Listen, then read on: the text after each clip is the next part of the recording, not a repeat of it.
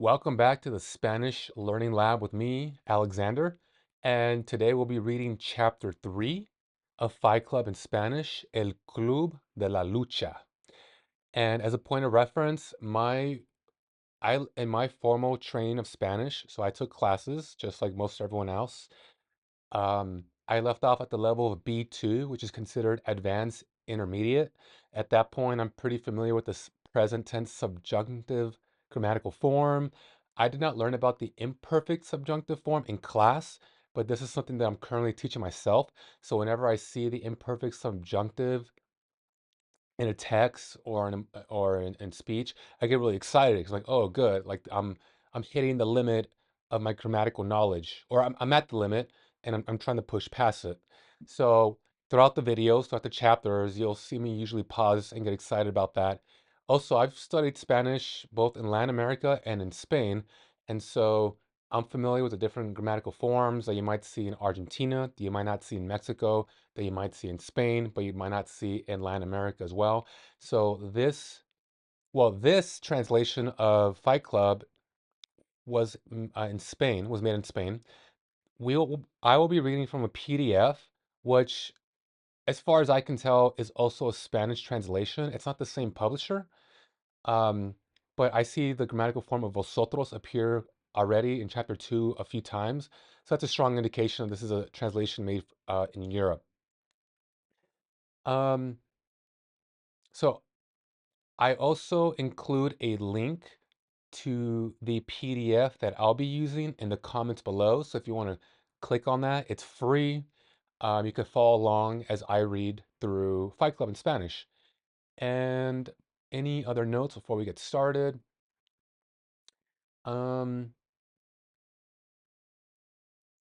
Yeah, so what we'll be doing in the video is I'll be reading, and whenever there's a verb conjugation or grammatical form used or a phrase in Spanish that really piques my interest, I'll go ahead and go to like SpanishDictionary.com, or I'll go to ChatGPT and ask it a question, and I'll just explore the Spanish language more and more because what you're doing here is you're joining me as I study and practice Spanish. So without further ado, let's get started.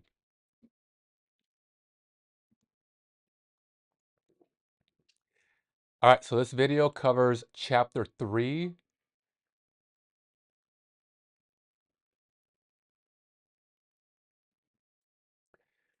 All right, chapter 3. Capítulo, not to be confused with Papi Chulo. Capítulo 3.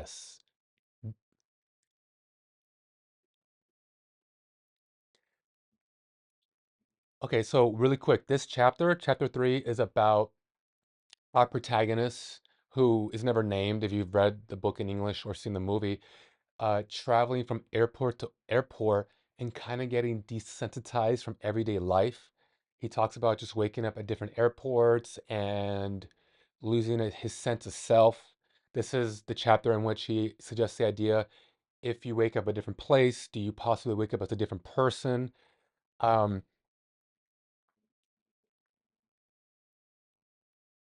there's a lot of references to waking up at different airports. And yeah, that's pretty much chapter 3. And this chapter's a nice one. It's just over 4 pages, I think. So it's gonna be a short and sweet one, unlike chapter 2. But anyways, yeah, let's get started. So, te despiertas en el aeropuerto internacional de aire. Sometimes I'll say words in English because air arbor it's an English word.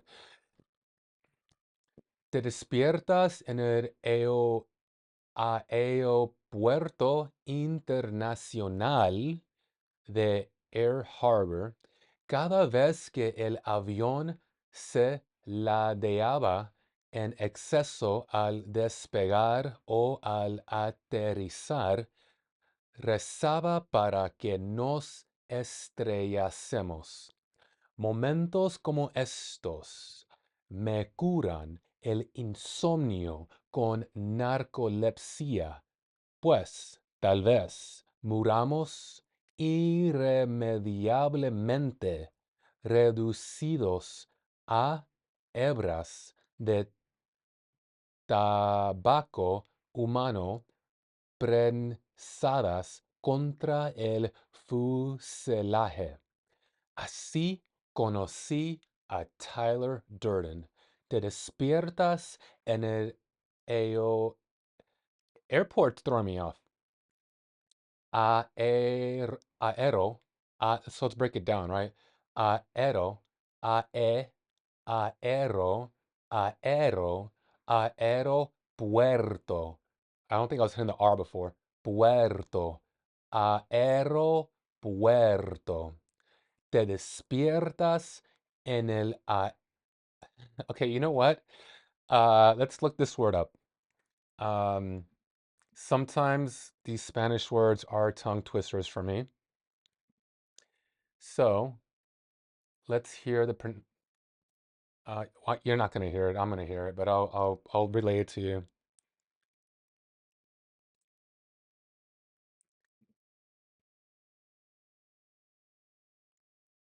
Aeropuerto.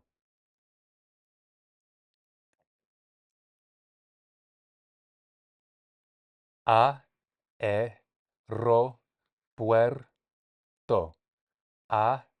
Aeropuerto. Okay, so you know what was happening is I was blending both vowels A and E into one syllable, and it didn't sound right. It didn't feel right. And so I got to break it down. They're both their own syllables. A e ro. A e ro. A e ro puerto. A e ro puerto. We're going to see this word a lot in this chapter, so it's a good thing we take a moment and look this one up. Aeropuerto. I'm going to slow down too because I tend to rush. Um, when I first get started, I tend to rush my pronunciation, but as we go on, I relax. The caffeine high starts to mellow out, and I remember that there's no rush. There's just no rush. Okay. Aeropuerto. Even already, it just sounds so much better. All right, let's go. Let's go. Te despiertas en el aeropuerto de O'Hare. Te despiertas en el aeropuerto de La Guardia. Te despiertas en el aeropuerto de Logan. Tyler tra- trabajaba de operador de cine a media jornada. Por su forma de ser, Tyler solo podía hacer trabajos nocturnos. Si un operador llamaba diciendo que estaba enfermo, el sindicato recurría a Tyler. Algunas personas son nocturnas, otras son diurnas. Yo solo puedo trabajar de día. There's our first little clue that they don't interact directly together. Te despiertas en el aeropuerto de Duyes. El seguro de vida. El seguro de vida te paga el triple si falleces en un viaje de trabajo. El seguro de vida, so life insurance, pays triple if you die on a business trip.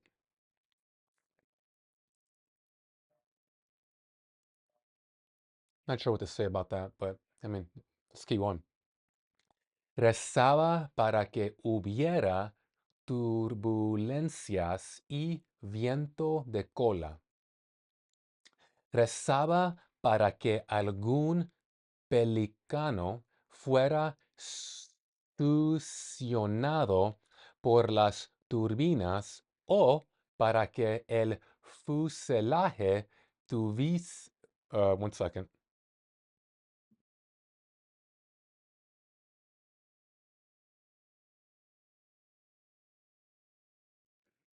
Sorry about that. When I first started singing, I would swallow a lot of air and I would have to burp it out.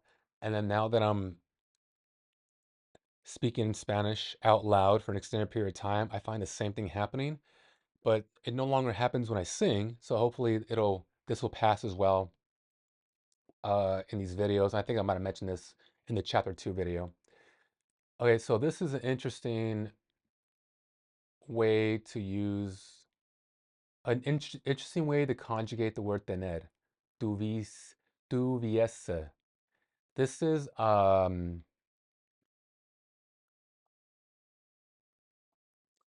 so by the way, this is the trigger phrase para qué for the subjunctive. Para qué. So let's read this sentence. Let's study this sentence in more detail. Rezaba, I don't know what that means. We'll look that up. Rezaba para que algún pelicano, a pelican, fuera succionado por las turbinas. So I think it means if a pelican gets like sucked up in the turbines. O, trigger word, para que el. And so whenever, for those of you who are familiar with the subjunctive grammatical form, it's like usually there's like an emotion. Me encanta, and the trigger word que, and then there's a second subject and also a verb. So me encanta que ustedes coman mi comida. So, and the infinitive verb conjugation of comer, it's with the E. So, come. Ustedes comen. But with subjunctive, you flip the E with the A. Coman. Me encanta que ustedes coman mi comida. So, here, para que is like purpose. And so this is also a trigger for the subjunctive. Para que el fuselaje, the fuselage, tuviese algún perno suelto o se condensará, also imperfect subjunctive, condensará hielo en las alas. I don't know what alas is. Anyway, so we have subjunctive here and we have subjunctive here. So I'm going to go ahead and let's go to Spanish dictionary. And we're going to find out that this is a imperfect. I think this is the uncommon verb conjugation of the imperfect subjunctive of tener. So the way it was explained to me in my Spanish school in Barcelona was, yeah, it's right here, see? Let me blow that up a little more. So for tuviese is one form of the imperfect subjunctive conjugation, tuviese. What I'm more familiar with, what I was told is more common, is the first one, tuviera, tuviera. But I do recognize this. It ends with the se. See, se, ses, tus, tuvieses, and then se, and then us, mos, and then vosotros. We'll leave that alone for now. Sen, eos. So that's the little tell. But yeah, so this is the imperfect subjunctive, and then the other word was condensara. So you'll notice for condensara, there's no accent over the A, in which case it'd be future tense. Condensará will condensate. Yeah, condensate. So if I go down to, there it is. That's interesting.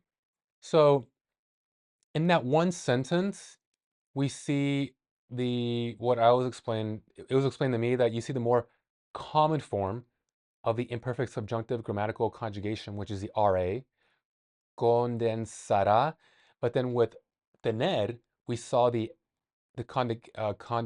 conjugation that ends with se. Huh. I don't know what to say about that other than, I mean, from a student perspective, great. Like, hit me with everything, right? I want to, even if it's less common, like, you want to pick up as much as you can. So that's cool. All right. So before we go back to reading, let me just take that whole sentence and go to ChatGPT and say, um, what I want Chat to do with this. I want Chat to explain why the imperfect subjunctive form is used and why two different types of conjugation are used between the words, the verbs, tener and condensar.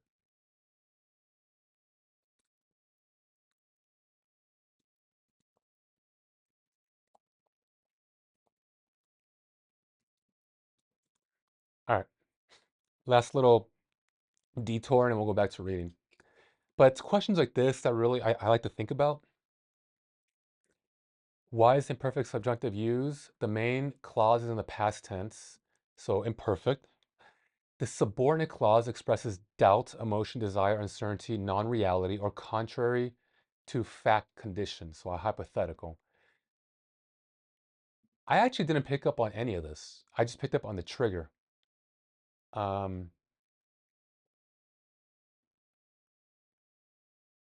which it doesn't mention here. So the trigger word was, oh, damn, sorry. So let me explain why it is used in the following sentence, and then we gotta copy and paste the sentence. All right, bear with me. We'll get this. Um, Here we go. Okay, let's go. So the sentence, one more time, is right here. Let me blow this up so it's easier. Nope, that's as big as it gets. Okay. Rezaba para que algún pelicano. Ah, that word. Rezaba. Praying. That's what that means. I was praying. I was hoping. This is a hope. This is a desire. That's the cue. Okay. This is the past tense. Rezaba. That's the imperfect subjunctive, if I'm not mistaken. No, I'm sorry, imperfect indefinido. Just a regular imperfect past tense. Past tense, yeah, desire or wish, which triggers a subjunctive. Sure, I'm with that. Each of the subordinate clauses after para que, I told you, that's the trigger phrase, para que, which implies purpose. Each of the subordinate clauses after para que describes things the subject hope would happen, all hypothetical or contrary to reality, and all within the past tense frame. Okay, I'm with that. Uh, okay, now between these two, right? So I mentioned that. In this sentence, we see, oh, there's even more. Fuera, tuviese, y se condensara. Great, it picked up on the on fuera. These are all imperfect subjunctive forms, just using two interchangeable styles. The more commonly used form in everyday speech, all right, so I wasn't steered wrong, not that I thought I was. And then the less common, often considered more formal or literary. We are reading a book. Se, the writers mix the two forms. Why might he have mixed the two forms? From a grammatical standpoint, this isn't incorrect. However, mixing them in the same sentence is usually discouraged in formal writing because it breaks stylistic consistency. There is an inconsistency. I just didn't know if you know, sometimes you can sometimes you can break the rules for artistic effect, and it works. I don't have that kind of understanding of the Spanish language to understand what is it isn't cool. Still, it can happen for several reasons. Stylistic variation, the writer might be aiming for a certain rhythm, a little poetic, okay. Literary effect, mixing forms can give a poetic or it's right. Personal habit, just this is how I've done it. This is how I'm doing it now. Fuck off. That's how I'm gonna continue doing it. So in the sentence, the use of tuviese alongside fuera and condensar, that word is taxing, may reflect the author's stylistic choice. Okay, all right, that's cool. Yeah, so I mean, these are the things I think about. All right, so this might not be a short video. I'm already 20 minutes in. But I mean, this is it. This is what studying looks like. Studying doesn't happen in, like in 10-second TikTok clips. That's not what this is, by the way. This is not a 10-second, like we came here to learn. Not that everything gets TikTok. That's just not true. Don't lie to the people, Alex. All right. Um, let's go. Al, al despegar, mientras el avión recorría la pista y los alerones se levantaban, nuestros asientos se mantenían en posición vertical y las bandejas sujetas y el equipaje de mano metido en el compartimiento superior cuando ya habíamos apagado los cigarrillos, or if you're Argentine, los cigarrillos, y llegábamos al final de la pista de despegué. Rezaba, I pray, ojalá, rezaba para que nos estrellásemos. I think he's praying that they die. Estrella, stars. Estrellásemos. We go up to the stars. This guy's wishing for death. He's not happy, bro. Like he's not happy. Um, yeah, let me not tangent too much into that. Let's keep reading a little more. But yeah, he's not happy, right? We got the reading comprehension down. He's not happy. Sorry about that. Si el cine era antiguo, if the theater was really old, Tyler cambiaba las bombinas en la cabina de proyección. Para eso hay que contar con dos proyectores, uno de los cuales está en funcionamiento. Lo sé porque Tyler lo sabe. El siguiente rollo de película, el siguiente rollo de película se coloca en la, perdone, se coloca en el segundo proyector. La mayoría de las películas constan de 6 o 7 pequeños rollos dispuestos en un orden determinado.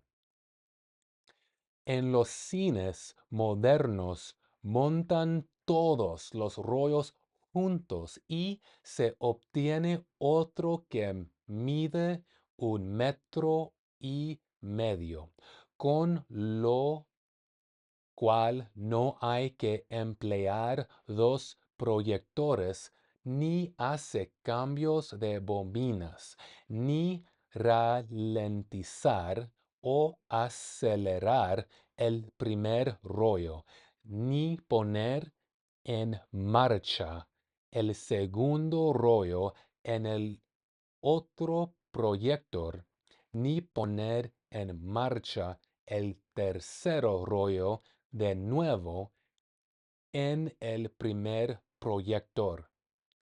Conecta. Te despiertas en el aeropuerto de SeaTac. All right, so here we're just talking about, how to work the projectors. Not much there, I think. So we are, before this thing flips out on me, we are here. Estudio a las personas que aparecen.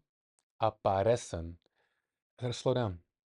Notice that when I use a deeper voice, it calms me down and I'm able to pronounce things a little clearer. I don't know why this happens, but when I speak Spanish, all of a sudden I come down here. If I try to keep it up here, well, you heard what happens. Estudio a las personas que aparecen en las instrucciones de emergencia plastificadas que hay en el asiento. Oh, he's looking over the emergency pamphlet, the people in the pamphlet. Una mujer flota en el océano. Su cabello castaño se esparce hacia atrás y mantiene el cojín apretado contra el pecho. Tiene los ojos completamente abiertos, pero no sonríe ni frunce el ceño. Frunce el ceño. En otra viñeta, los pasajeros tranquilos como vacas sagradas. The other passengers in the pamphlet, very tranquil, like holy cows. Se estiran para coger las máscaras. Again, se estiran para coger las máscaras de oxígeno que cuelgan del techo impulsadas por un resorte. Debe de tratarse de una emergencia. O hemos perdido presión en la cabina. O te despiertas en el aeropuerto de Willow Run.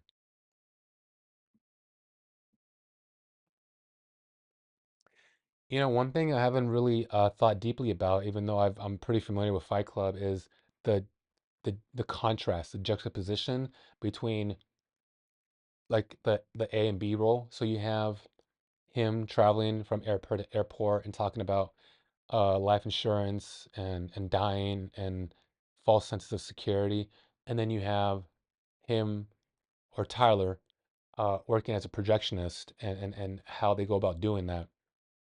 Um, I think the overarching theme here is disillusionment. This chapter is about disillusionment. Um, you'll see as we come up, if you probably seen the movie.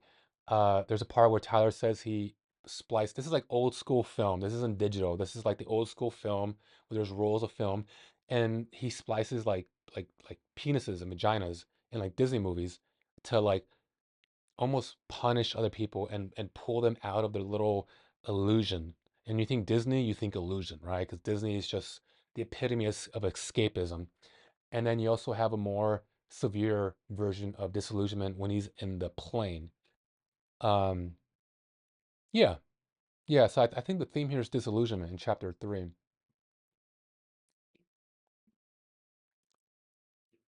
Cine antiguo, cine nuevo, para acarear una película hasta el siguiente cine. Tyler tiene que volver a cortar la película en los 6 o 7 rollos originales. Estos rollos de menor. Also, one more thing. I'm kind of borderline rolling my R's when I shouldn't. So in Spanish, when you see the double R, like in my last name, barriga, barriga, or burrito, burrito. then you really gotta like hit that R. You gotta fucking hit that R. Burrito. I mean, it's not to be like harsh, it's soft. Burrito, burrito. Roll it. Barriga. Sometimes I just emphasize the single R's a little too much. So I don't think you should be hitting the R so hard. It's just rollos.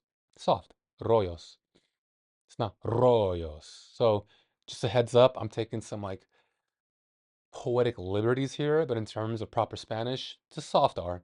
Rollos. Okay? Little disclaimer. I have my little quirks. But like I know what the rule is and I'm breaking it. That's what's happening right here. Okay, so we're here. Perdone, estos rollos de menor tamaño se guardan en un par de maletas e- hexagonales de acero.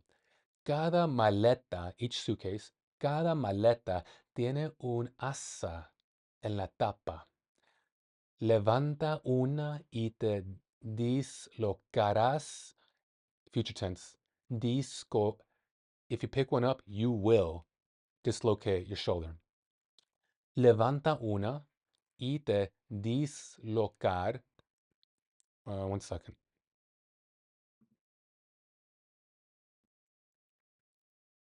All right.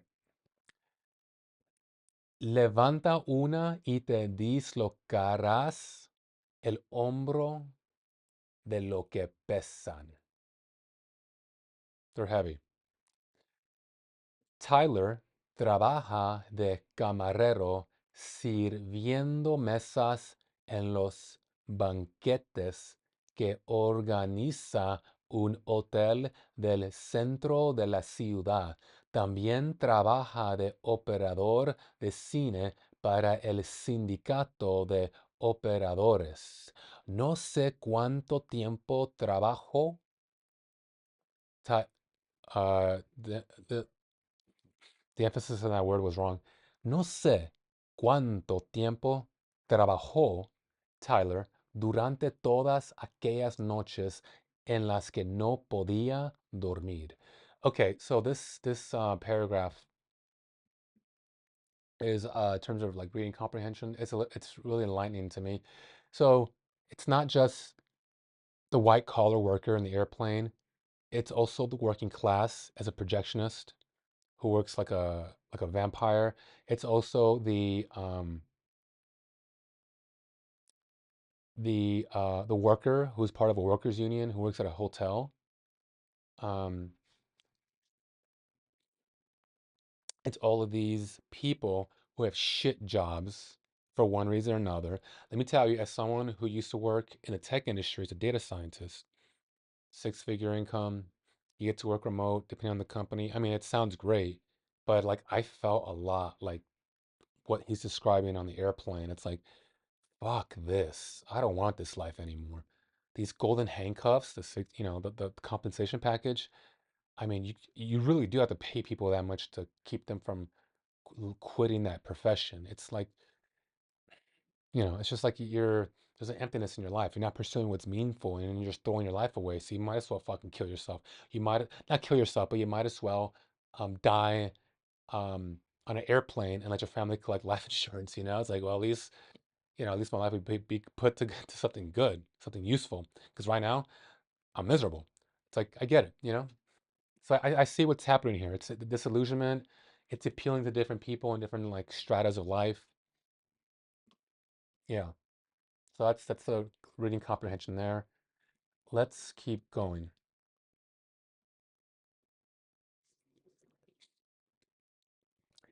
En los cines antiguos que proyectan películas con dos aparatos, el operador tiene que permanecer de pie para hacer el cambio de proyectores justo en el momento exacto, de manera que los espectadores no aprecian el corte cuando un carrete comienza otro acaba. Hay que estar pendiente de los puntos blancos que aparecen en la parte derecha de la esquina superior de la pantalla. Son el aviso. Estate atento, estate.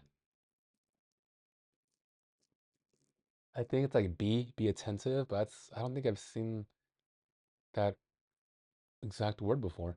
Estate atento a la película y verás dos puntos blancos cuando se va a acabar uno de los rollos. So he's talking about when you have to switch out the film. So you have one projector going, it's gonna finish, and then the cue, the switch is the two little cigarette burns. And then from here we're gonna talk about the penises and the splice. But hold on. This word here, estate. So he's saying you do this with the te, te, estate. Also, it's a command. So this is going to be the uh not imperfect. It's going to be the imperative form, imperative verb conjugation of a word because it's a command. You pay attention. But I'm not totally sure what word this is. So let's look it up.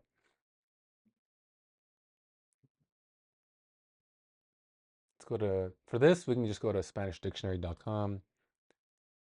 Estar, to stay. Interesting.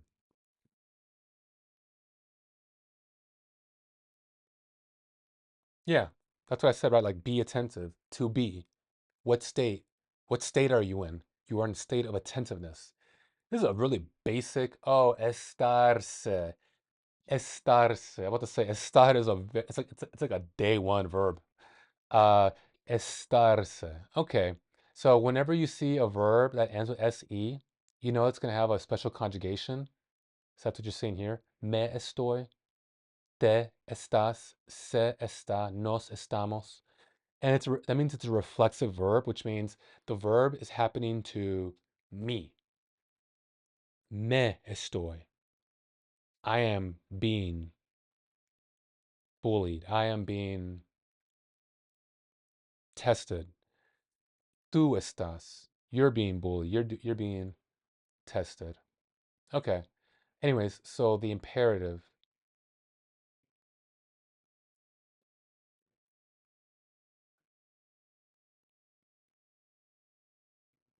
Um, Interesting. There's no accent. It's not gonna be down here. Let me go back to the text. Estate.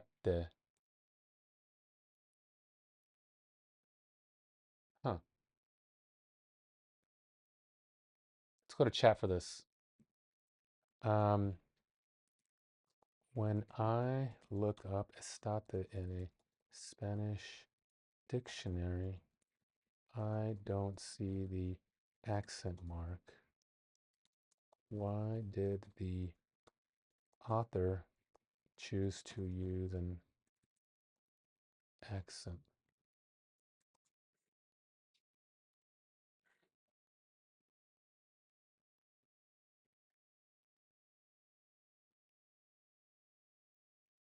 That's what I said. Imperative form.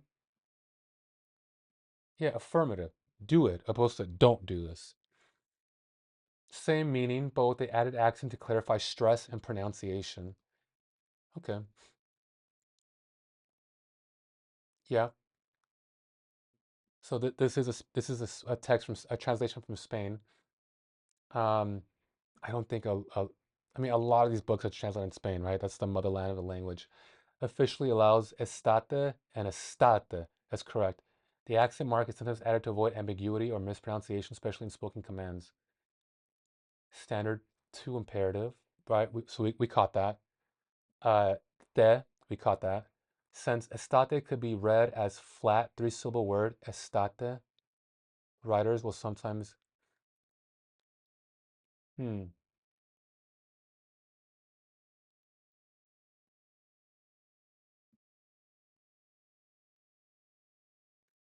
Is there another conjugation that's written like this? So let's go back here.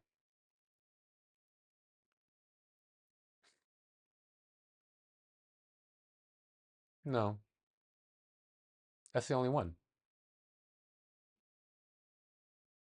I mean, what other conjugation of that verb is it going to get mixed up with, you know?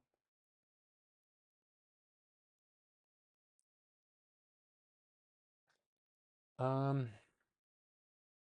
but chat doesn't say it's going to get mixed up with something else.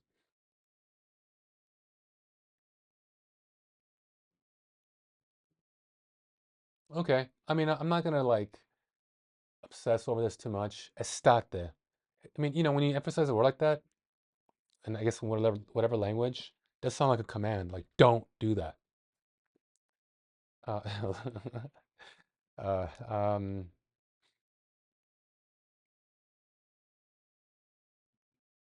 yeah. Okay. I'm okay with that. So let's go back. All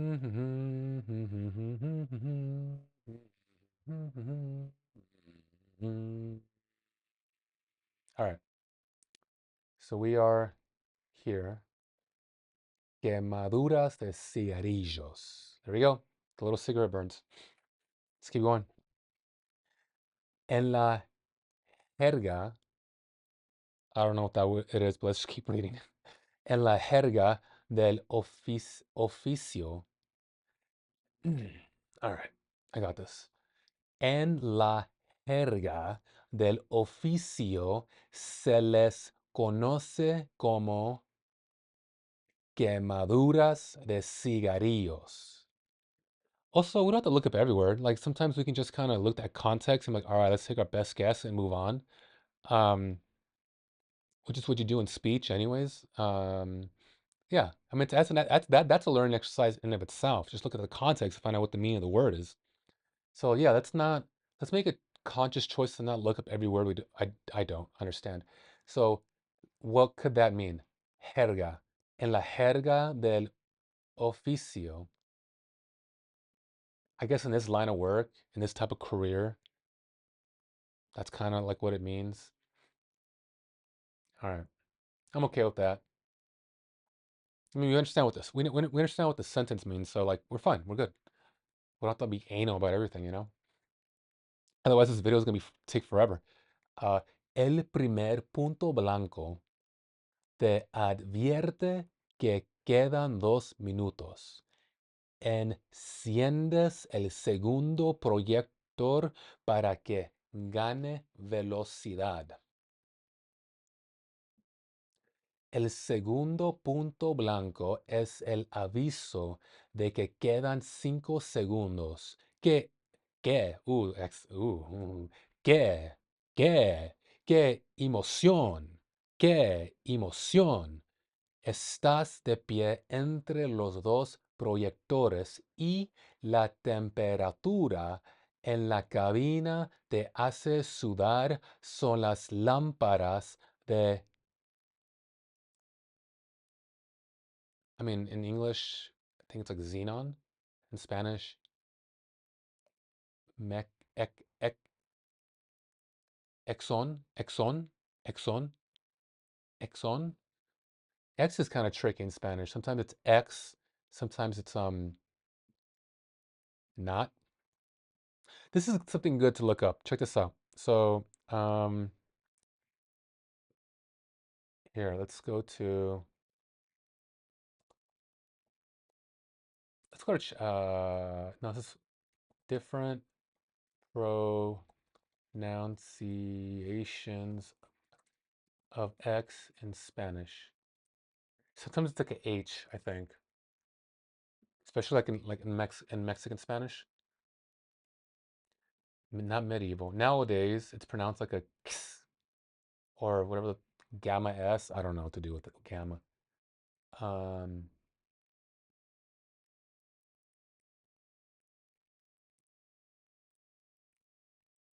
examen. That one I know for sure. X. Sounds like an X in English. Examen. If the X is the first letter of the word, it's usually pronounced as the S. Xylofono. xilófono. It's important to mention that some words have cultural significance, can retain original spelling, but need to be pronounced in the old-fashioned way. The X is pronounced just like a he. That is the case in Mexico. Mexico. Mexico. I said that like an H. Mexico. Mexico. We're seeing that right there. Mexico. Or Jerez. Jerez. Jerez. That's a Spain thing. Jerez. Additionally, in some words of Hispanic American indigenous origins, the X is pronounced as a sh. Ship. I'm unfamiliar with that one. But there's another word like Jimenez. Oh no, that's for the there's no X in Jimenez. That's something else. Never mind. Yeah, H. But if it's in the beginning, it's like an S or a sh, ship. So, okay, so let's go back. Let's see what we do with that information. S, xenon. Xenon. I'm okay with that. Let's move on. All right. Let's hit that whole sentence again. Smooth it out.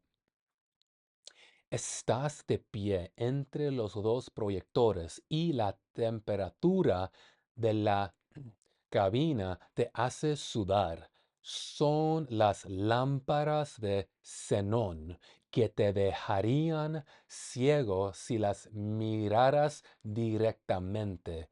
El destello del primer punto blanco aparece en la pantalla. El sonido de las películas. Oh, that's a weird formatting.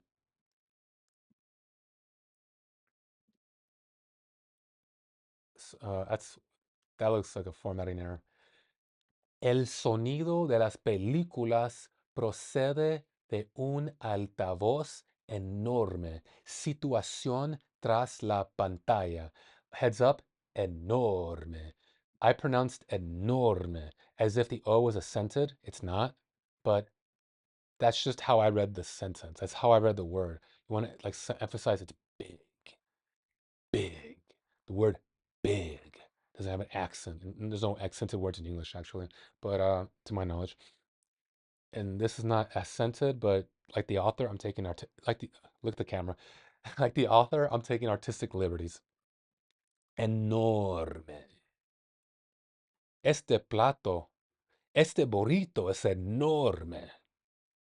Voy a comer bien hoy. All right, we are here.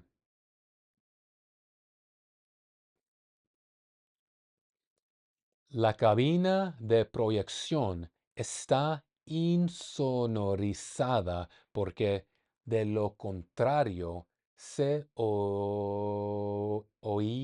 oiría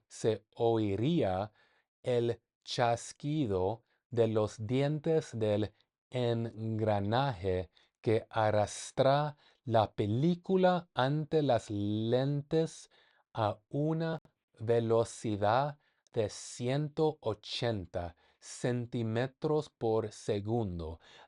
10 fotogramas por cada 30 centímetros. 60 fotogramas apresados por segundo. Como el restallido de una... Why did that trip me up? Como el restallido de una ametralladora Gatling. Like a Gatling gun? Amet ametralladora. Yeah. I'm gonna go with capital. A Gatling gun? Will that really be capitalized? Just keep going. I'm not gonna let that bother me. Don't let it bother you. Con los dos proyectores en marcha, te sitúas entre ellos y empuñas las palancas de cada uno de los obturadores. Cuando los proyectores son realmente viejos, dispones de una alarma en el eje del carrete de alimentación. That sentence was actually pretty smooth. I have my moments. Slow down, hit the low register, and breathe. Los puntos blancos de aviso siguen apareciendo incluso cuando echan la película por televisión. Lo mismo sucede con las películas que se ven en los aviones. Dado que la mayor parte de la película se enrolla en la bobina receptora, esta gira cada vez con mayor lentitud, lo cual obliga a la bobina de alimentación a girar más rápido. Cuando se va a acabar un rollo, la bobina de alimentación gira a tal velocidad que comienza a sonar una alarma para avisar, para avisarte de que has de cambiarlo. That's an interesting phrasing. Um, so this is the has is the you grammatical form. This is the second person of pretérito perfecto. Has comido. Has comido? Have you eaten? Or present tense would be, no, I mean, it's past tense, like a recent past tense, comido, it's past tense. Has comido? Have you eaten? But here, but like, has comido, has tenido, has dicho. But we're not doing that here. We're saying,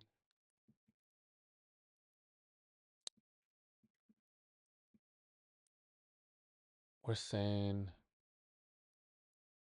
um, que has de cambiar, que has de cambiarlo. I'm going to read that sentence one more time.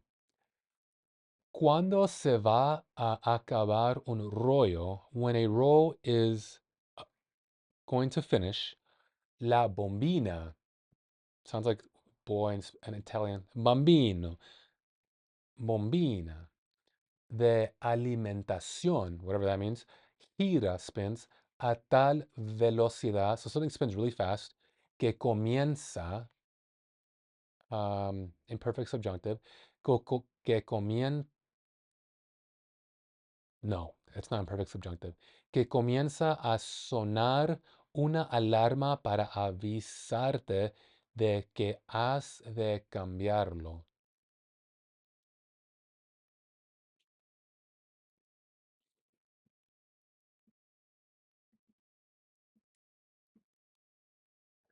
Comienza, it starts, comienza un sonar, perdona.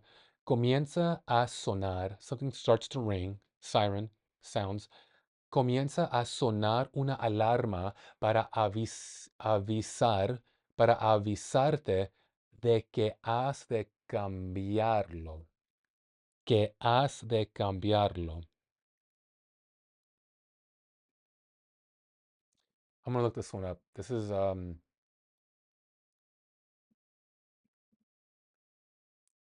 gonna look this one up. Yeah, this is important to me. This one, maybe I'm over fixing on this, but I'm gonna look it up. So let's go to chat. In this sentence, in this sentence, verb us is used in a way that I haven't seen before. Usually it is used for the pretérito Perfecto form.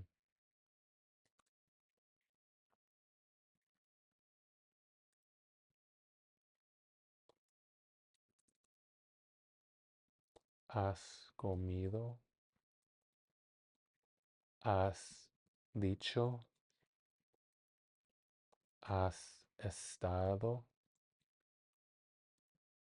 However, it is not being used in this way in the following sentence. Make this make sense. Help me understand why.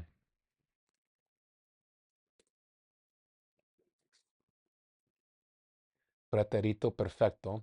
Has comido. You have eaten, or has visto eso. Have you seen that? Yeah. But in your example, an alarm starts to sound to notify you that you have to change it. Interesting. It's like a soft command. It's not really a imperative. It's almost like a passive imperative. An alarm starts to sound to notify you that you have to change it. It's interesting. Here, has is not part of the compound tense like has comido. So what is happening here? This is a classic but slightly formal or old-fashioned Spanish construction. Haber de infinitive. To have to. Obligation. So has de cambiarlo. You have to change it. Similar to tienes que cambiarlo. That's what I would have said or written. Tienes que cambiarlo. O debes cambiarlo. Yeah, you should. Debes. Conjugation breakdown. Yeah. It's a bit more formal, literary, or philosophical in tone. Okay. It often implies duty, inevitability, or something expected to happen. In everyday speech, most people would say, tienes que cambiarlo, debes cambiarlo. But in written Spanish, especially in instructions or narration, has de saber que, you must know that. Hemos de enfrentar la verdad. We must face the truth. I like that phrase. I would never use that though. I would never think to use that. I would use it if I were to think of using it. Hemos de, see, I would say deberíamos. Debemos. That's not a word. Deberíamos. Debemos. Debemos de, uh, okay. Is this grammatically correct? Debemos de enfrentar la verdad.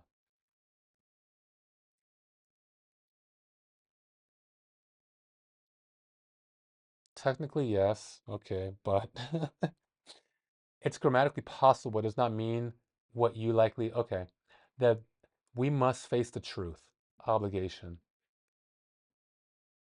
We probably have to face the truth. Ah,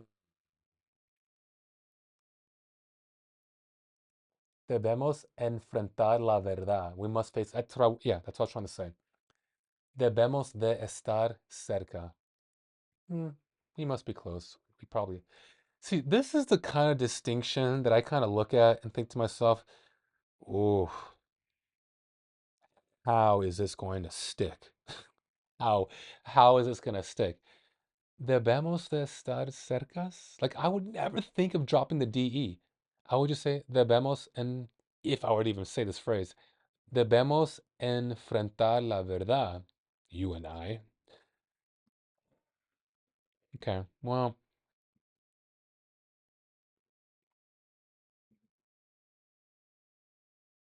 it is what it is. Okay, that's cool. Let's try to finish the video. We're about an hour in. And let's see, how far do we have? We're halfway through. All right, I'm just gonna keep reading, all right? Let's keep going through this. I think the little excursions we've had enough of those. So let's just keep reading. Unless something really important comes up. I don't want this to become a 3-hour video, you know?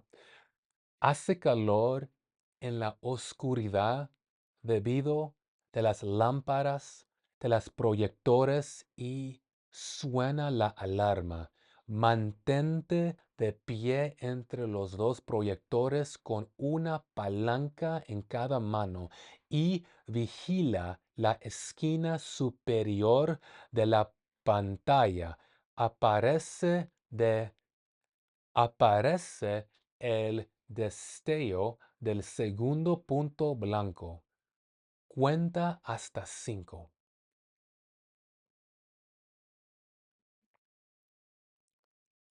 Ups.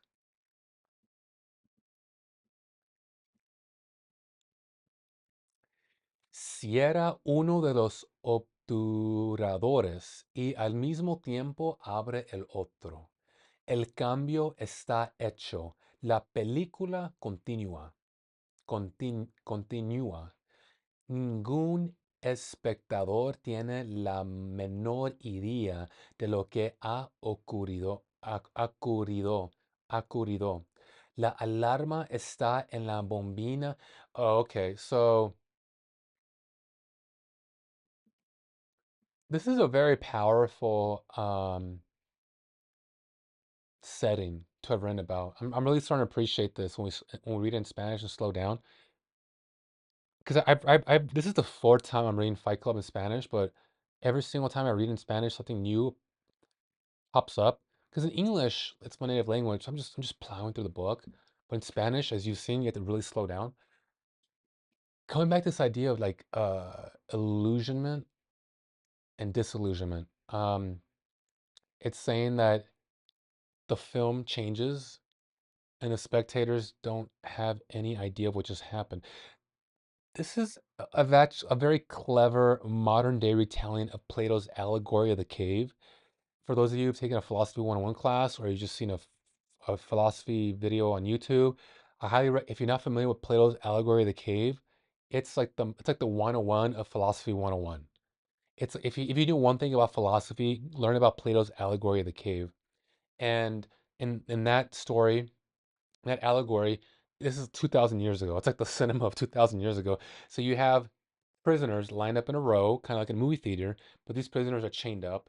They can't turn their heads, just they're looking at the wall.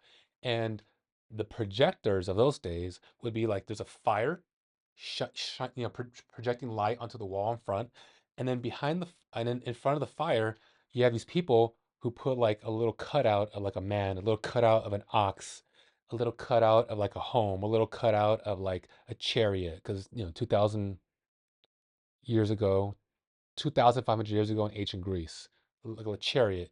And the prisoners are like, "Oh, this is real. This is all I've ever known.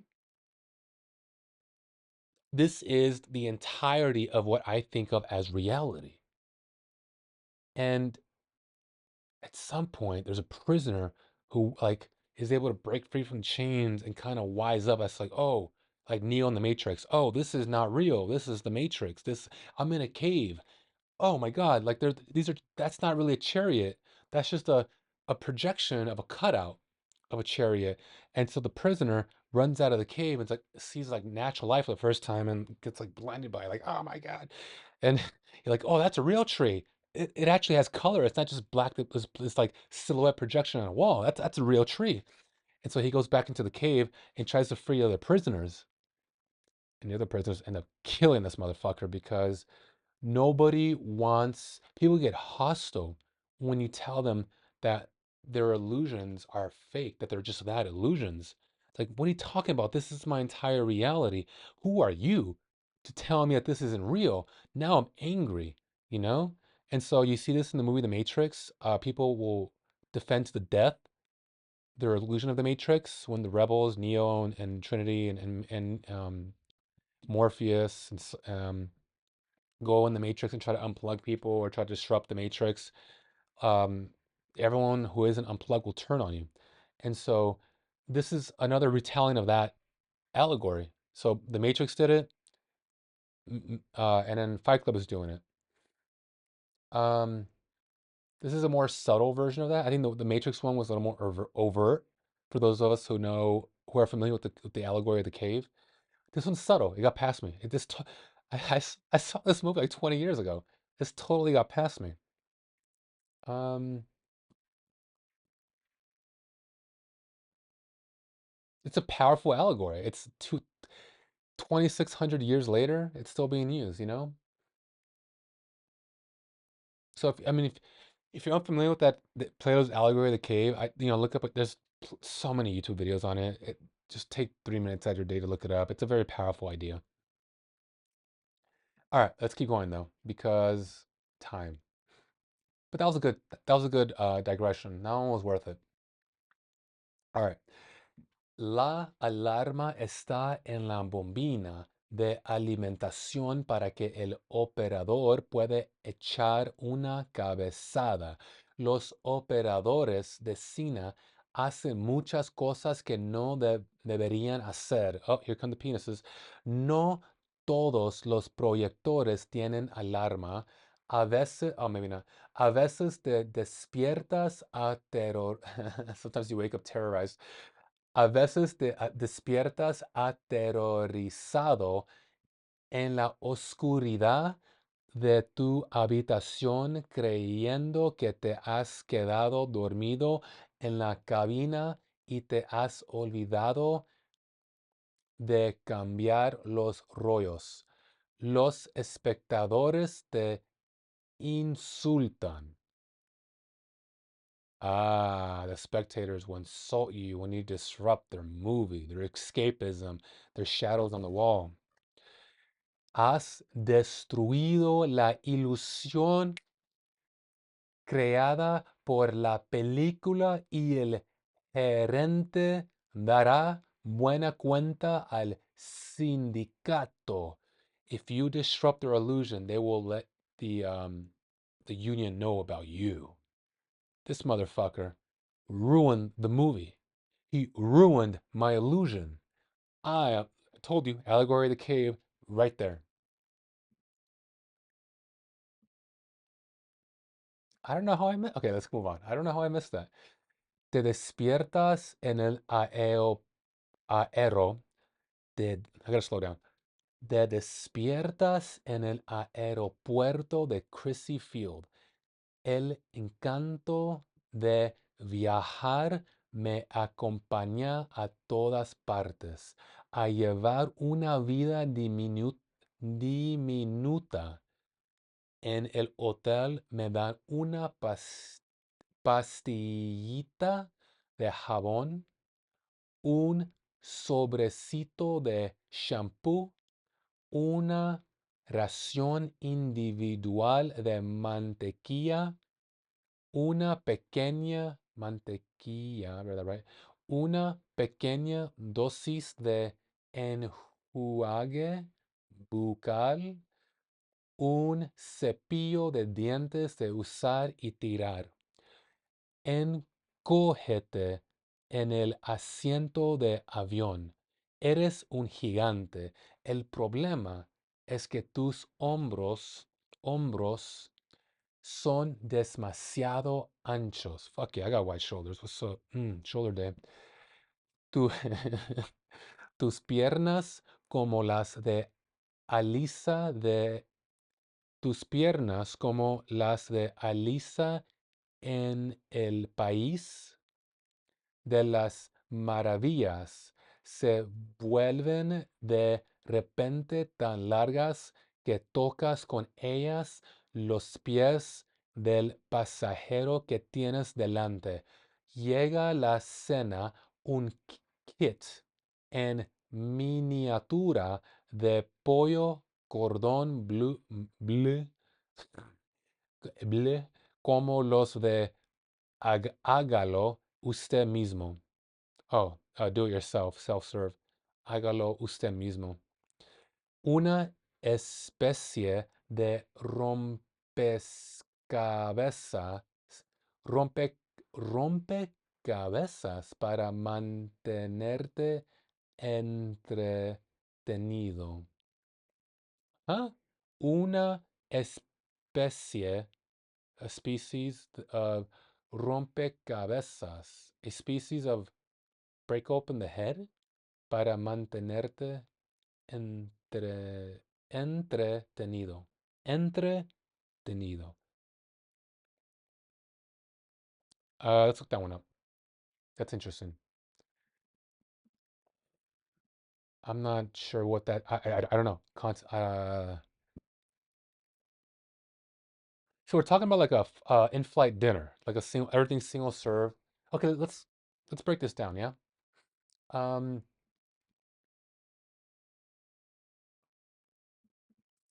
el encanto de viaje me acompaña a todas partes. ¿Encanto?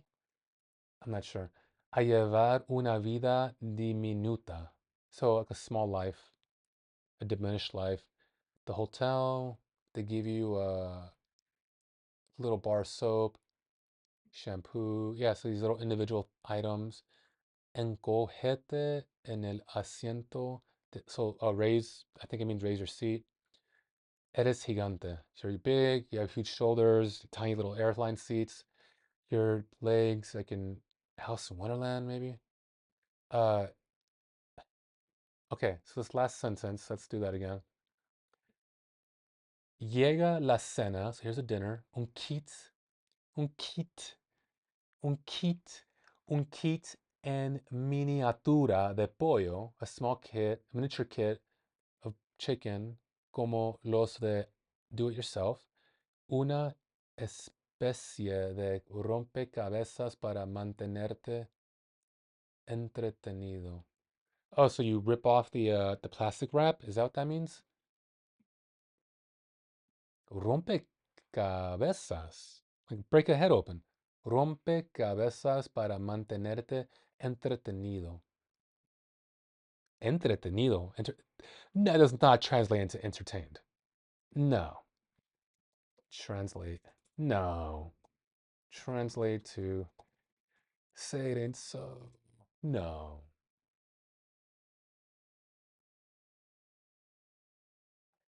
Dinner arrives, a miniature chicken cordon bleu kit, like the do-it-yourself kit, a sort of puzzle to keep you entertained. Una especie de rompecabezas. Um,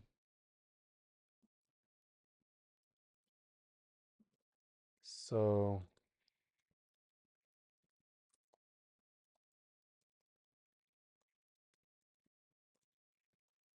it kind of sounds like breaking a head open to me.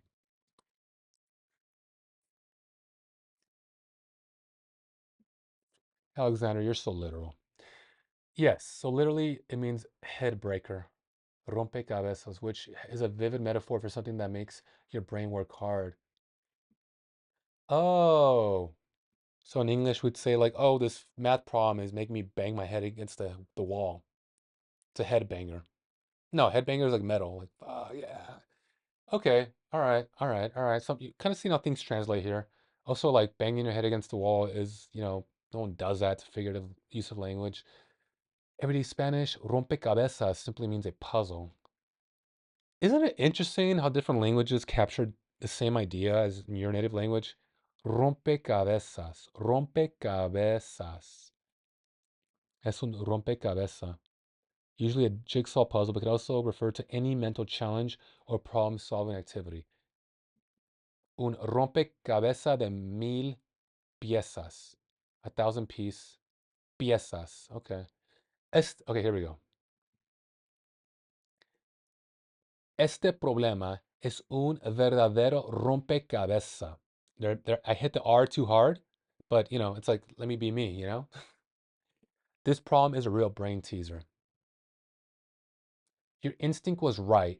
The etymology gives it a dramatic flair, like something. Okay, all right. I'm happy with that. Let's move on. Yeah, yeah. Nothing else to say about that.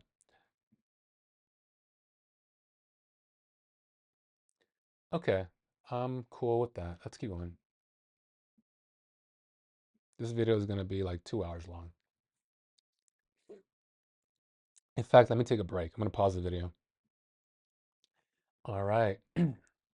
So sorry about that. Let's keep going. We're right here.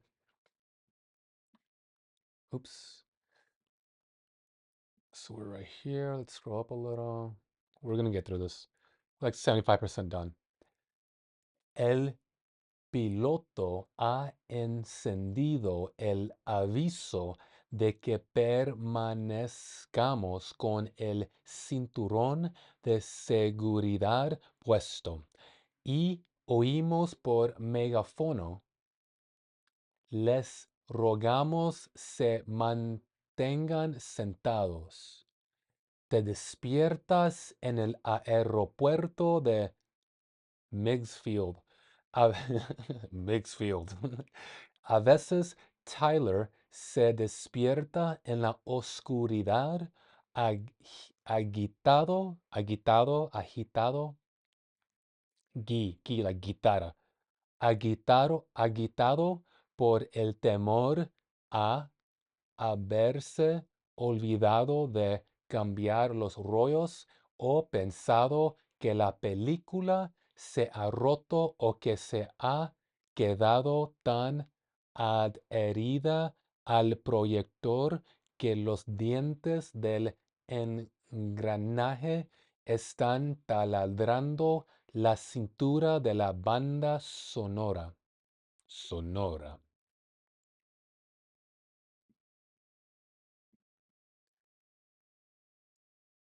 Cuando los teeth, cuando los dientes del engranaje performan,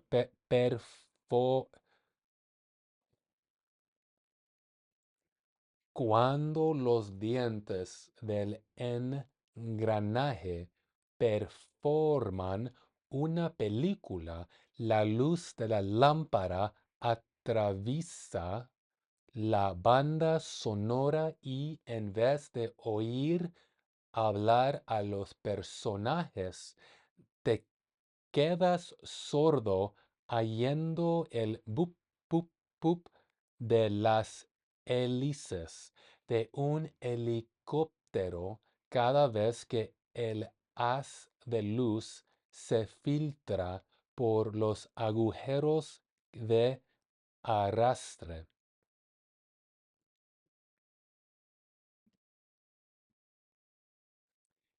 ¿Qué otras cosas no debería hacer un operador de cine?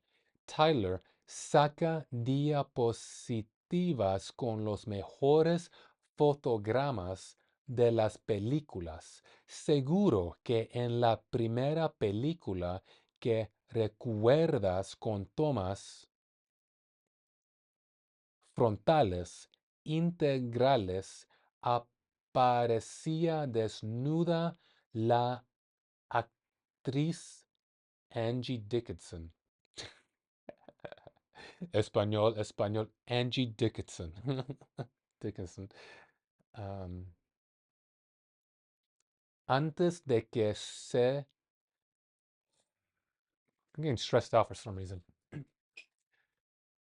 Antes de que se hubiera llevado la copia desde los cines de la costa oeste a los de la costa este.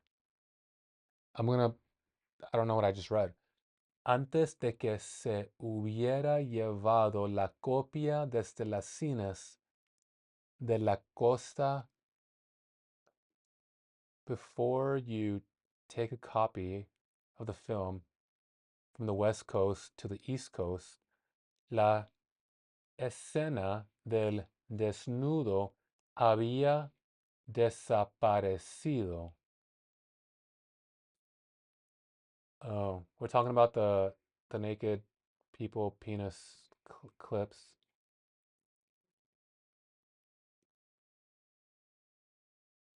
So the vagina of Angie. Um,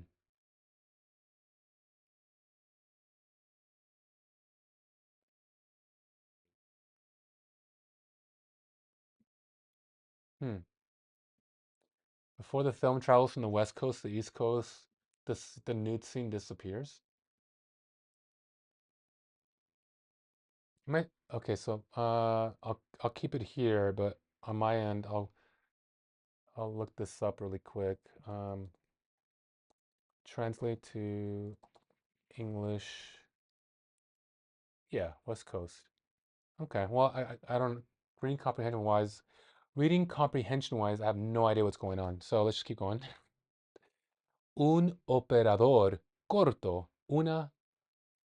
slow down. Un operador corto, un fotograma.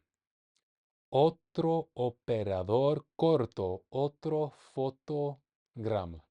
Todos quieran tener una diapositiva de Angie Dickinson desnuda.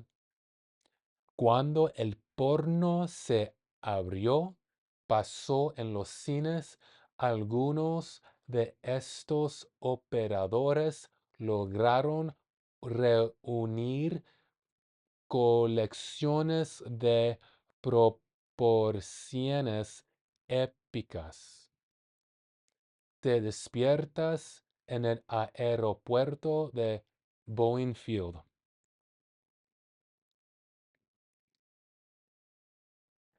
Te despiertas en el aeropuerto de Los Ángeles. That's a Spanish word. Los Ángeles. Esta noche el avión está casi vacío, así que plega sin reparos el reposabrazos y tumbate. Te estiras en zigzag con las rodillas dobladas, la cintura doblada y los codos doblados, ocupando 3 o 4 asientos. Adelante el reloj 2 horas o lo retraso 3 según el uso horario del Pacífico. El de las montañas rocosas, el centro y el del este. Pierdes 1 hora, ganas 1 hora. All right, so I'm kind like mentally, I'm kind of wiring down, so just gonna keep reading. Así es tu vida y se consume minuto a minuto, baby. I'm awake again. This is a very famous quote from this book, this movie. This is your life, and it's ending 1 minute at a time. If that doesn't wake your ass up from your uh, comforting illusions, what will, you know? If not your mortality, what will? Así es tu vida. This is your sorry ass life. Like the way that's phrased. I see. As this is the way in which you choose to live your life. Así es tu vida. Y se consume minuto a minuto. Yeah. This is the sorry ass way in which you wish to conduct yourself. Okay, I don't know what to tell you, bud. Te despiertas en el aeropuerto de Cleveland Hopkins. Te despiertas otra vez en el aeropuerto de SeaTac. Eres operador de cine y estás cansado y enfadado. You're a cinema operator and you're tired and pissed. Pero sobre todo, but above all else, estás aburrido y empiezas quitándole a otro operador un fotograma pornográfico que encontraste en un escondrijo de la cabina y montas en otra película el fotograma de un pene rojo y amenazador y el primer plano de una vagina húmeda, a moist vagina, y an open wet vagina. Baby, let's go. All right, so there it is. He's finally splicing the nudes.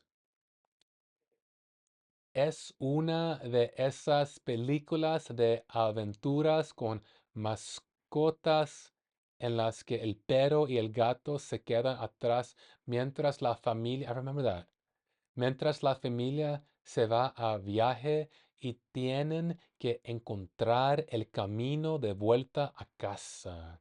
So it's like a children's film where like the talking pets, the cat and the dog, get left like in New York and they have to travel to like LA to read out with the family.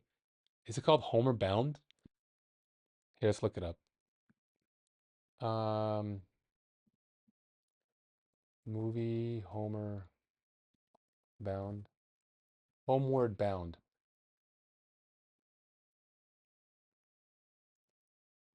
I really liked this movie when I was a kid. It came out when?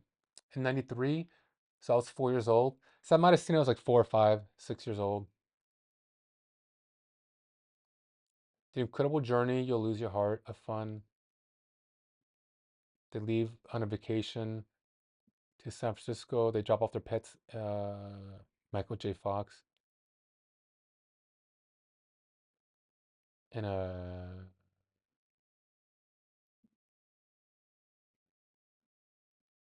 yeah. Yeah, these movies were really popular back in the 90s. Homeward Bound 2.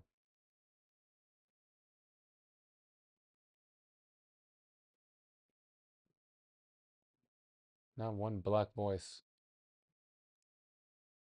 Oh, Sinbad. Yeah, 90s were kind of crazy with only seeing all white faces and like one black face like is the first to get killed. Dude, Hollywood's fucking nuts. Um, and then now you have like leading black roles and everyone's woke and it's a fucking communist takeover. Anyways, let's not get into that. Erect dick right here, penis, vagina. Okay, let's go. Oh, let's go back. Um,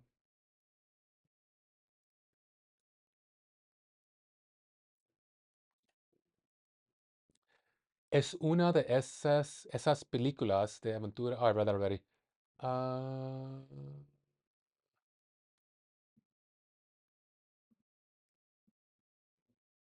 oh, we gotta finish reading it though. I just read the first sentence. Okay.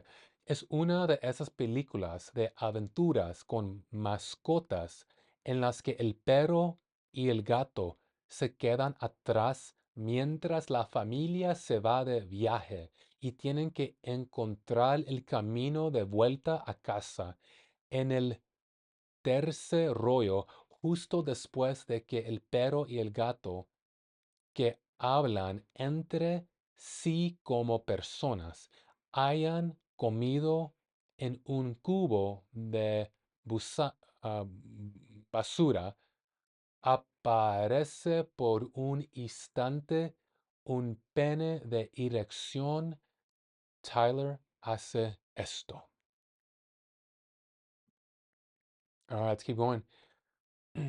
Un fotograma de una película equivale en la pantalla a una sexta parte de un segundo.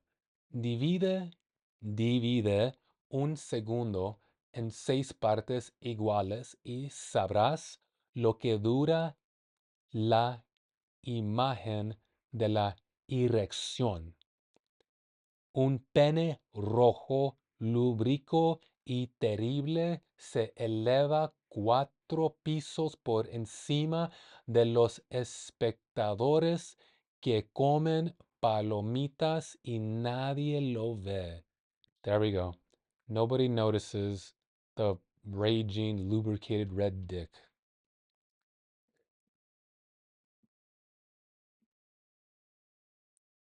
It's like Inception. Like, you didn't see it. You're not conscious of it, but you feel it. You feel something's wrong, like a splinter in your mind. That famous quote from The Matrix. Neo, you know something is wrong, like a splinter in your mind. That's more like Agent Smith. Neo. Neo. Morpheus is calm. Neo. Like a splinter in your mind. Yeah. Okay. Adelante, chicos. Dale, vamos. Te despiertas de nuevo en el aero. Te despiertas de nuevo en el aeropuerto de Logan. Esta es una forma espantosa de viajar. Asisto a reuniones a las que mi jefe no quiere ir. Todo notas. Vuelvo otra vez contigo.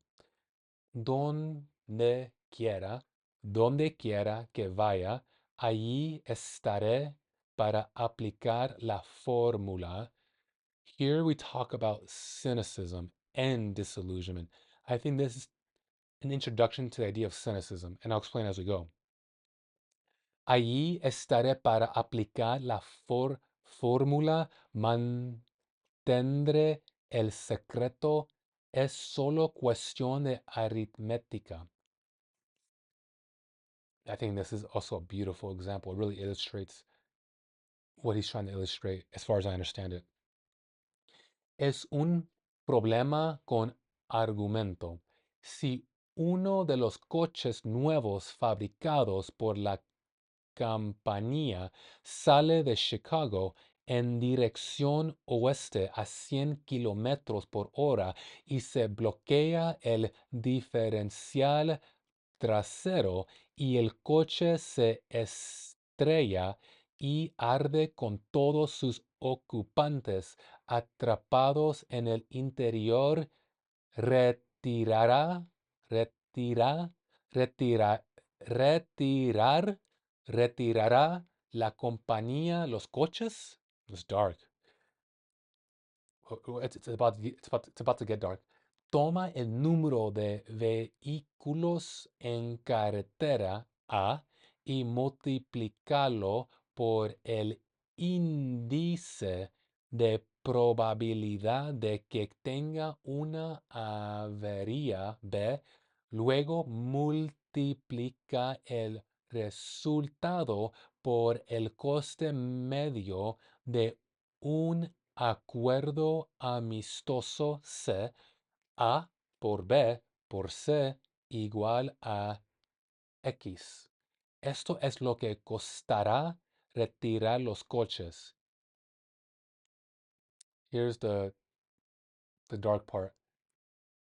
Si X supera la coste de retirarlos, los retiraron. Try again. Si X supera el coste de retirarlos, los retiramos y nadie sufre daño algún. Si X es inferior al coste de retirarlos, no los retiramos.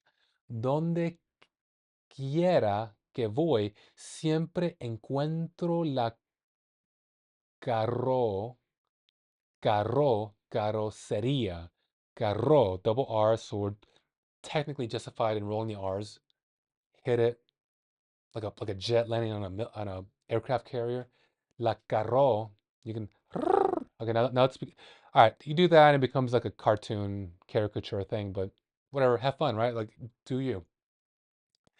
Siempre encuentro la carrocería de un coche quemada y arrugada como un fajo de billetes. Sé dónde están enterrados todos los cadáveres. Considéralo mi garantía para conservar el trabajo. Okay, here we go. Here's the dark cynicism. We're going to break this down. This video is going to be as long as it needs to be. Donde quiera que voy, no matter where I go, no matter where I go, it is my ubiquitous reality. Donde quiera que voy, siempre encuentro la carrocería de un coche quemada. Carrocería, like a barbecue of cars. de un coche quemada y arrugada como un fajo de billetes. So flat like a stack of bills, like an accordion maybe.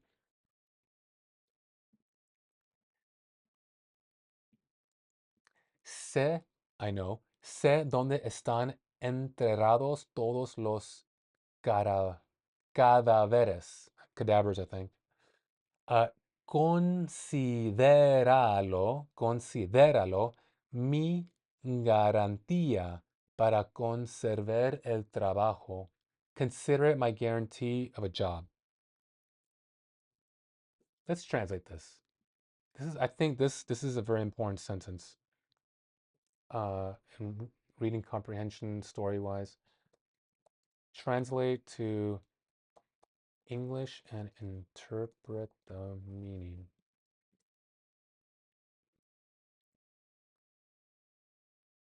Yeah, crumpled like a wad of cash bills. I know where all the bodies are buried. Consider it my guarantee of keeping the job. Like how fucking dark, how like indifferent of humanity's suffering. It's like it's I can relate to this. I can relate to this. So like his job here is to arrive at crash scenes of like his company's car and determine what's the cost of recall. If the cost of a recall is less than, well, the exact formula, let me look it up.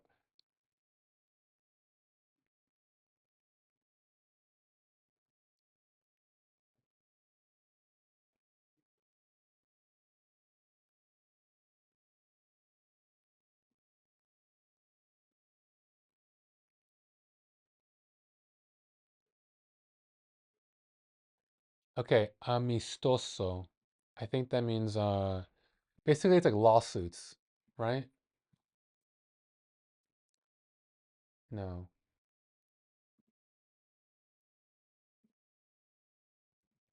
Okay, let's hold on. Let's oops.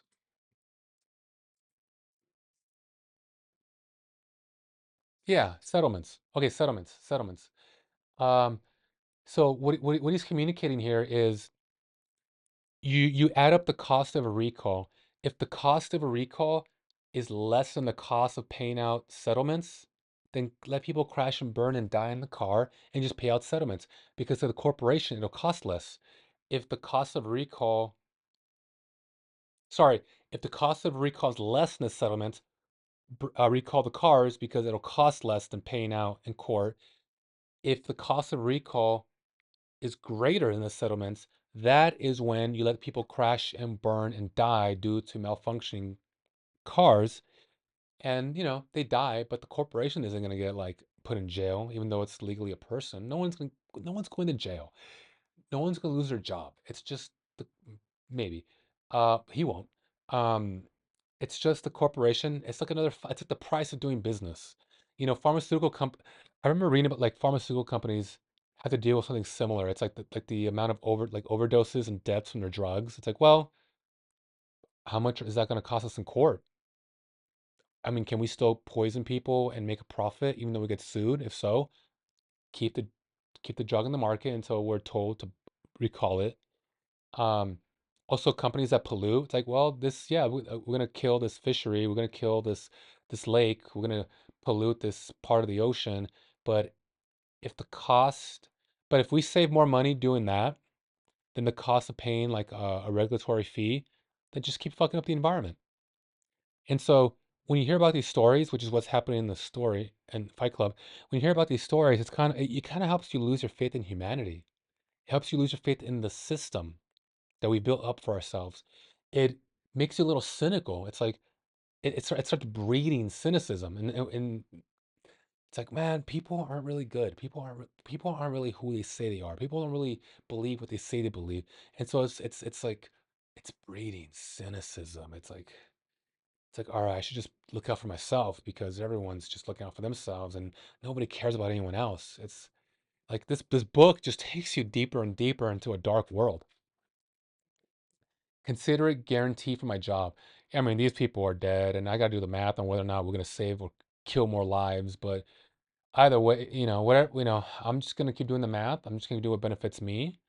Um, Kind of like these billionaires, like who are cutting taxes for Medicare. It's like, well, we're gonna, we're going to, get these billions of dollars corporate tax cuts, but retired folks who rely on Medicare for medical assistance, they're gonna have to pay more out of pocket stuff, and if they die because they can't afford health care, so that's not my problem as a billionaire.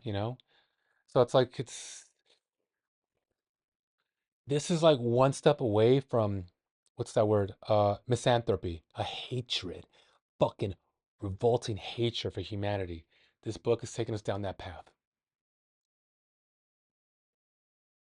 I mean, you kind of have to go down that path if you ultimately join Project Mayhem.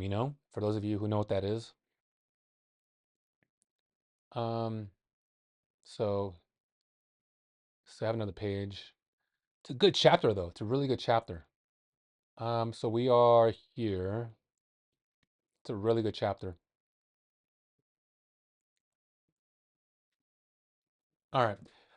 Ahora de llegar al hotel y comida en el restaurante, donde quiera que voy, desde el aeropuerto de Logan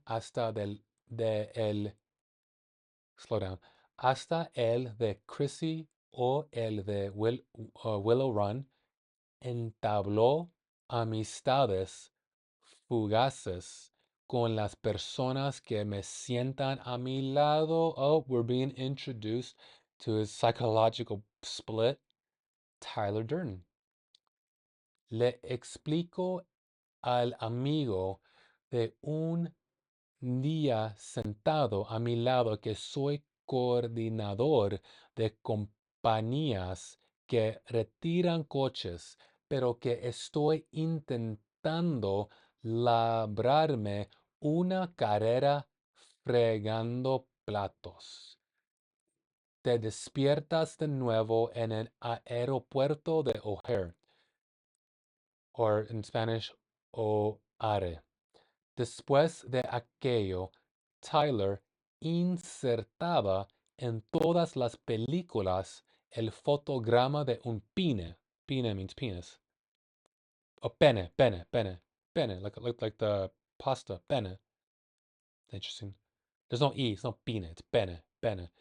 Por lo general, eran primeros planos. Una vagina del tamaño del Gran Cañón. I mean, this is just a wide chasm of a pussy. Una vagina del tamaño del Gran Cañón, con eco incluido.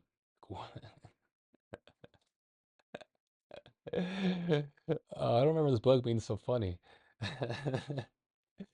O un pene de 4 pisos de altura que se estremecía con el pulso de la tensión arterial mientras la gente veía cómo bailaba Cenicienta con el príncipe azul.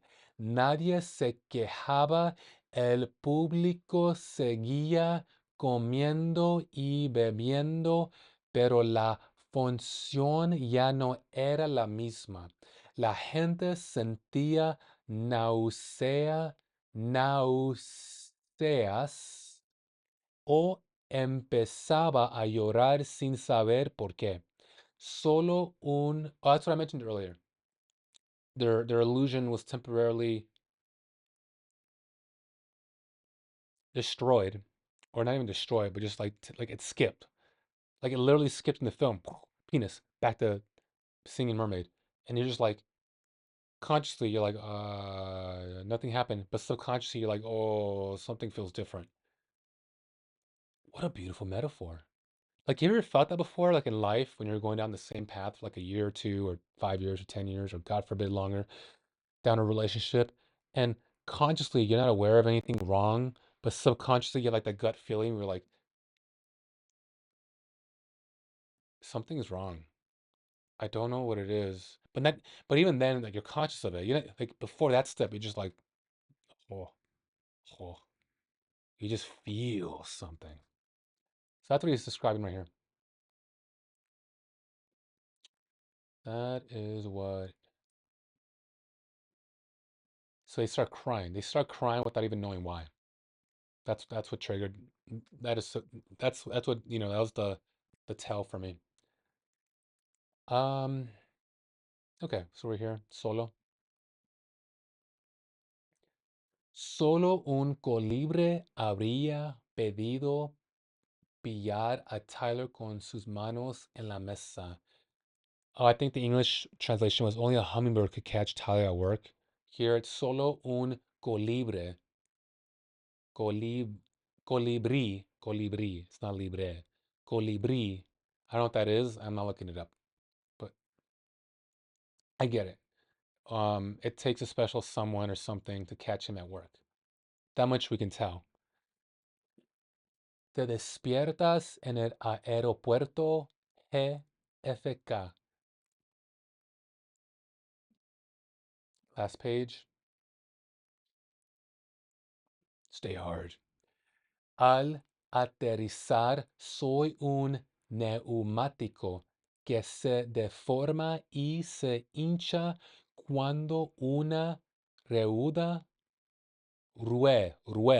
rueda choca con un golpe sordo contra la pista de aterrizaje y el avión se inclina hacia un lado y se debate por un instante entre enderezarse o volcar. Durante ese instante nada importa. Mira a las estrellas y habrás desaparecido. Look at the stars and you will disappear in that moment when the plane crashes. Nada importa. Nothing matters. This book is starting to strip away layers of meaning in your life. Nothing matters. Nothing matters. Nothing matters. It's not important. It doesn't matter. I think this is what? Um, Apathy? I don't care. No, well, nothing matters. That's more like nihilism. By the way, when you have like apathy and the optimism we saw in chapter two, like the support group, it's trying to give you like this optimism as a form of coping. Optimism, pessimism, cynicism, and apathy. These are all like slippery slopes in the same towards the same rock bottom, which is nihilism. This state of like emptiness, nothingness. Where you don't really have any values, you know? Um, it's just like this emptiness you feel. You could feel it, but it's also like intellectual. Like, oh, there's just like an empty set of values. I don't know what to value. If I don't know what to value, I don't know what direction to take action. And that's when the cult leader comes in. Nada importa, ni tu equipaje, ni tu mal aliento. Por las ventanillas se ve la oscuridad del exterior y se oye detrás el rugido la guitarra, el rugido de las turbinas.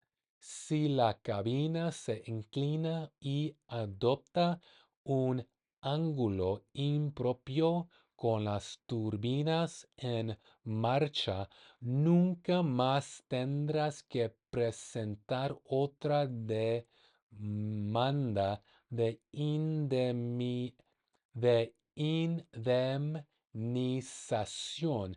Necesitas un recibo para reclamar objetos cuyo valor supere los $25. Nunca más tendrás que cortarte el pelo. I don't know what I read. Um, let's take it back two sentences. Si la cabina se inclina y adopta un ángulo impropio. So if the cabin, I guess, inclines at at an incorrect, improper angle, con las with the engines on, nunca más tendrás que presentar otra demanda de indemnización. Never again will you have to present another something demand. That's interesting. Let's look that one up. This video has to be as long as it has to be.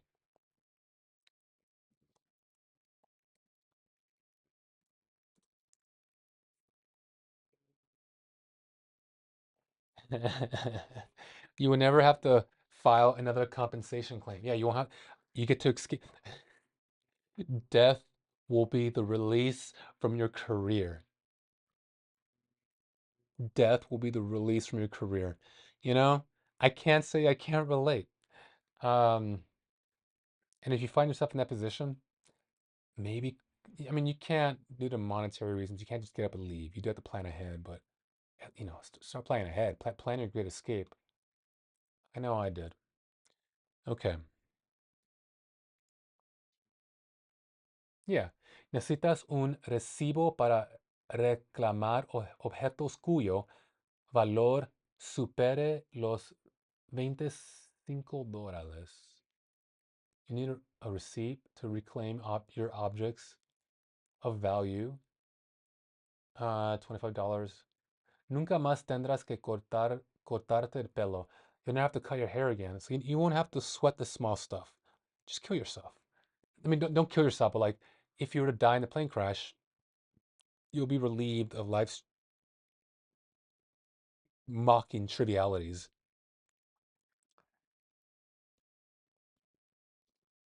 Otra sacudida de la segunda rueda choca contra el asfalto, se oye el ruido que hacen las hebillas de cine, cinturones de seguridad al abrirse y el amigo de un día que se sienta a tu lado y con el que has estado a punto de morir te dice, espero que consiga encauzar esa carrera. Sí, yo también. Fuck, I don't know this. What is this word? Encauzar. Encauzar esa carrera. Verb, something, your career. We'll look that up.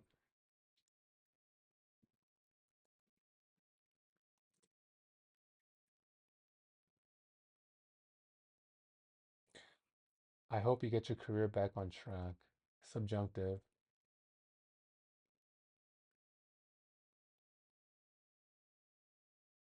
Espero que. I hope that. Oh, yeah. Consiga. Conseguir.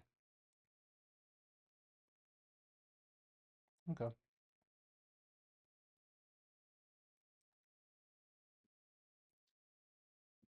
Sí, yo también. Ah, but you don't want to get your career back on track. You want to escape that prison of golden handcuffs, the six-figure white-collar job. Y este es el tiempo que ha durado todo y la vida continua. Yo no sé cómo nos conocimos por casualidad, Tyler y yo. Te despiertas en el aeropuerto de Los Ángeles. Otra vez. Mi amistad, mi amistad con Tyler nació porque fui a una playa nudista. Fue a finales de verano mientras dormía. Tyler estaba desnudo y sudado, rebosado en arena, con el pelo húmedo y desgreñado, cubriéndole la cara. desgreñado cubriéndole la cara. Tyler llevaba ya mucho tiempo por aquí antes de que nos conociéramos. Tyler has been here for a while before we even knew each other. Tyler sacaba del agua los troncos que iban a la deriva y los arrastraba playa adentro. Ya había clavado varios troncos en la arena húmeda con varios centímetros de separación y formando un semicírculo que se levantaba hasta la altura de los ojos. En total había 4 troncos y al despertarme observe. I gotta slow down. I'm gonna start again. En total había 4 troncos. I don't know what a tronco is. Y al despertarme, he woke up, observé, calm down, observé cómo Tyler arrastraba un quinto tronco playa adentro. Okay, what's a tronco? Um, Here, we need the context of the beach.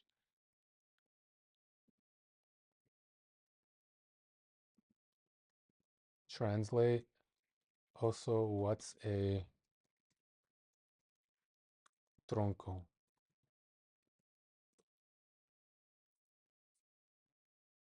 A log. The fuck? He's building sandcastles? What's in total? This scene was cut out of the movie, by the way. This scene in the book doesn't appear in the movie. In total, there were 4 logs, and when I woke up, I watched Tyler dragging a 5th log inland from the beach. Trunk. Tronco. Okay, let's go back. Okay, so we're here. Tyler excavó un agujero junto a un extremo del tronco, levantó la parte superior y el tronco se deslizó en el agujero y quedó de pie adoptando un ligero ángulo. Te despiertas en la playa. Éramos las únicas personas que había en la playa. Con un palo, Tyler trazó en la arena una línea recta a varios metros de distancia.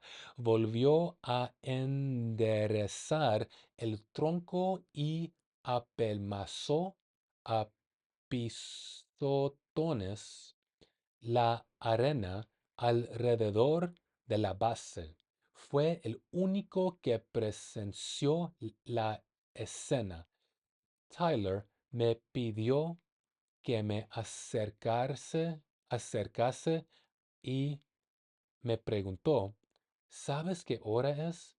Yo siempre llevo reloj. So organized. Le pregunté, ¿dónde? Aquí y ahora, me dijo Tyler.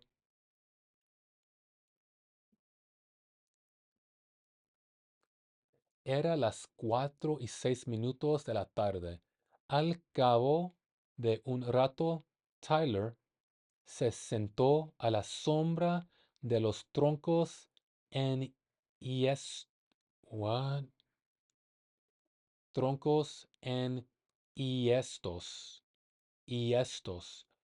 con las piernas cruzadas. Tyler permaneció sentado unos minutos, se levantó y se dio un baño. Se puso una camiseta y unos pantalones elásticos y se dispuso a marcharse. Tenía que preguntárselo. tenía que saber que había estado haciendo Tyler mientras yo dormía. Si me despertara en un lugar distinto, en un momento diferente, lograría despertarme siendo otra persona? If I wake up in a different and distinct place, can I possibly wake up as a different person? Le pregunté a Tyler si era artista. Ah, Nietzsche loved artists. Tyler se encogió de hombros y me indicó. Tyler me encogió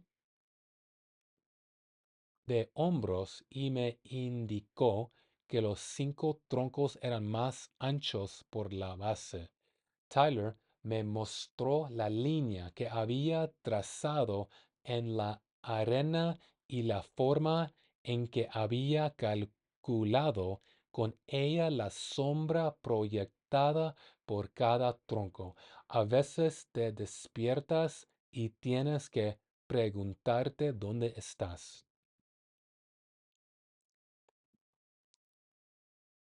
Almost done, folks. Lo que Tyler había creado era la sombra de una mano gigantesca, solo que ahora sus dedos eran tan largos como los de Nosferatu y el pulgar era demasiado corto, aunque me dijo que a las 4:30 exactamente la mano sería perfecta.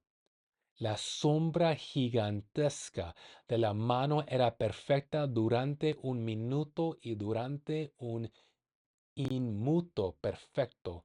Tyler había estado sentado sobre la palma de esa perfección creado por él. Te despiertas y no estás en ningún sitio. Sitio. Un minuto era suficiente, dijo Tyler. Hay que trabajar duro para lograrlo, pero por un minuto de perfección valía la pena el esfuerzo. 1 minute is sufficient, said Tyler. You have to work really hard to obtain it, to get it. But that one perfect minute was worth all the effort.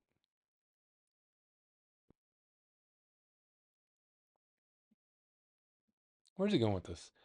Lo máximo que podías esperar, the most you could hope for, de la perfección era un instante. Te despiertas y basta. So you should be aware that Tyler is implanting ideas that are obviously going to lead towards Project Mayhem. So you have to work backwards. Like, how is this idea tying back to Project Mayhem and destroying the system as we know it? The most you can hope for in a moment is perfection. So all of life, the meaningfulness of life. So remember, you're in this like nihilistic state of emptiness, just an empty set of values, an empty set of hopes, an empty set of really anything. And anything you value, there's an empty set. But he's saying, no. There's something there. There's something we could put in that empty fill that empty set with, and it's the beautiful perfection of a single instantaneous moment.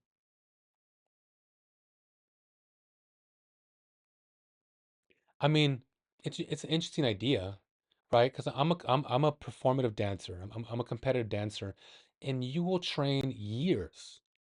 I've been training years, for a moment. You know, like you perform a song that's 2.5, maybe 3.5 minutes if you're ambitious. That's long for choreography, 3.5 minutes. And that's it. There you go. That's months, possibly a year of training. into 2.5 minutes. That's it. And you're trained so you can have that perfect 2.5 minutes. So I can relate to that. That's a very reasonable value to have. And in that moment, all that effort that went into a year of training was worth it. If it wasn't, why would I do it? If I wasn't, why would anyone work towards that moment? Like you think of Olympic athlete, whatever field, it's just years, years, years, and years, a lifetime of training, and they finally hit that moment of like win that gold medal.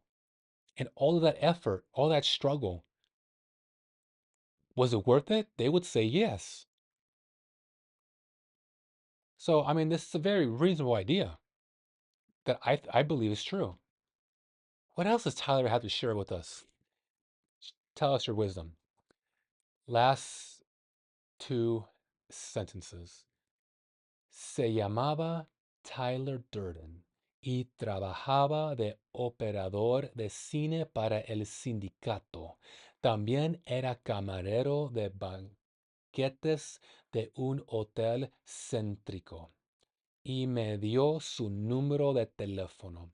Así nos conocimos. It is under these conditions that he came to know Tyler Durden. Like, think about that. The apathy, the cynicism, that's like borderline misandry. Not misandry, that's hatred of men. Borderline misanthropy, hatred of human race. Like, it is under these conditions that he came to know Tyler. Like, that's kind of suspicious, isn't it? I mean, it's kind of suspicious. So you have to think about what were the conditions that gave birth to Tyler Durden. Not to get political, but like a lot of people, like love him or hate him, a lot of people hate on Trump. And you have to think about, well, he's just a symptom. He's just like there's like there's like political and cultural swell in the United States that just came together like pressure crushing not to call him a diamond, but like pressure crushing coal over years and years and years, and it creates a diamond. Not quite him the diamond exactly, but it's the best analogy I could think of at the moment. It's like these environmental pressures gave birth to something, good or bad. It gave birth to something, and so that's what's happening here. These environmental pressures that the protagonist is going through gave birth to Tyler Durden. Yeah, and that this whole chapter led up to this, led up to Tyler Durden. All right, so we're 2 hours in. These chapters are just these videos are getting longer and longer. So that's it. We're done with the chapter. And for those of you watching, let me know what is it that I do throughout this reading that you find helpful and what you find not so helpful. Let me know in the comments and I will take into consideration. One thing I want to take care of off the bat is maybe taking some deep breaths before I start recording and just slow down.